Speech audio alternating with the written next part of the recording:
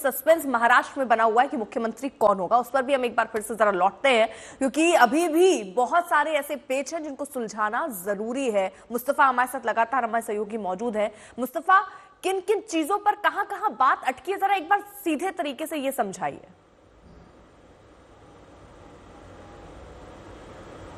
सत्ता तो प्राप्त हुई है, लेकिन उसमें मुख्यमंत्री कौन होगा इस बात को लेकर के अभी चर्चा फाइनलाइज होना बाकी है। एकनाथ शिंदे अभी भी रुचि रखते हैं इस मुख्यमंत्री पद में और इसीलिए आप कह सकते हैं कि नेगोशिएशन होना बाकी है।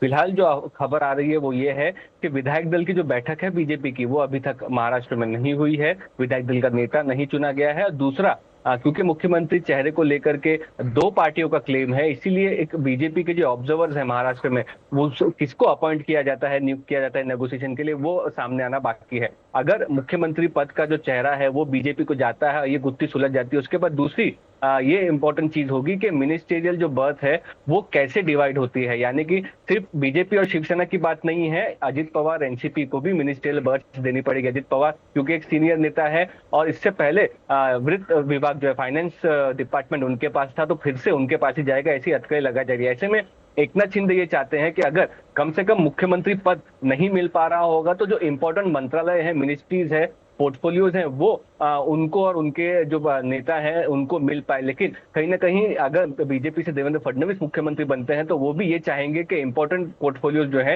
एज अ सीएम उनके पास रहे, क्योंकि आने वाले जो फैसले हैं महाराष्ट्र के लिए वो लेने में आसानी होगी। तो ऐसे में कई लौटेंगे आपके पास मुस्तफा, लेकिन इस बीच दावे अपनी अपनी ओर से किए जा रहे हैं, चाहे वो एनसीपी हो, अजीत पवार का गुट हो या फिर बीजेपी हो। तो महायुति में इस वक्त ये जो खिचड़ी पकी हुई है ये अभी फिलहाल ठीक होती हुई नहीं दिख रही।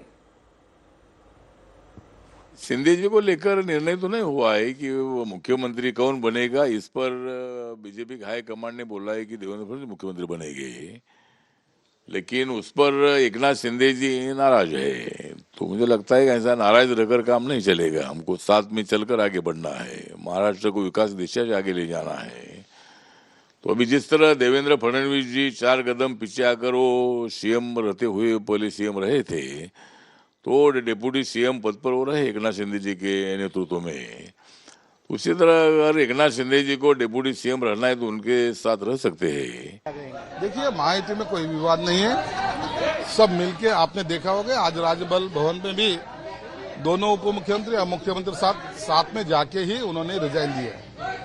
रिजाइन देने की वजह ये थी कि वो 26 तारीख का जो कट ऑफ डेट थी उसके पहले रिजाइन देना जरूरी था। और अभी हंगामी मुख्यमंत्री बोल के एकनाथ शिंदे साहब रहेंगे।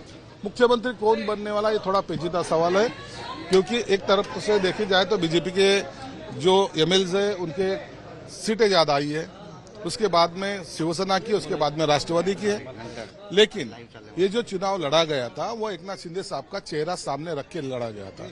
और ऐसा जनरली ऐसा होता है, जिसका चेहरा सामने लाके चुनाव लड़ा जाता है उसको प्रायोरिटी दी जाती है। तो शायद क्या होगा ये हमें अभी तो पता नहीं है, लेकिन हम चाहते हैं कि शिंदे साहब मुख्यमंत्री बने। तो आप क्या कहते हैं उसके बारे में अभी इतना उनको स्पेस नहीं है, उनको बोलते रहते हैं।